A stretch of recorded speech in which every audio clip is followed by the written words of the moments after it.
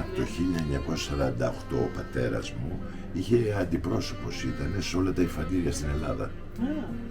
Ναι, ήταν μια καλή δουλειά. Μετά μπήκα και εγώ μέσα, δουλέψαμε μέχρι το 1990 που κλείσαν τα υφαντήρια. Αλλά είχαμε 3 ορόφους με εξαρτήματα όλα αυτά, σαΐτες, και έτσι άρχισαν να φτιάχνουν. Το 90 άρχισα. Τους αρέσανε και συνεχίζω, και αυτά είναι συλλεκτικά κομμάτια, δηλαδή οι σαΐτες είναι original και χρησιμοποιητές. Πάρα πολύ ωραία.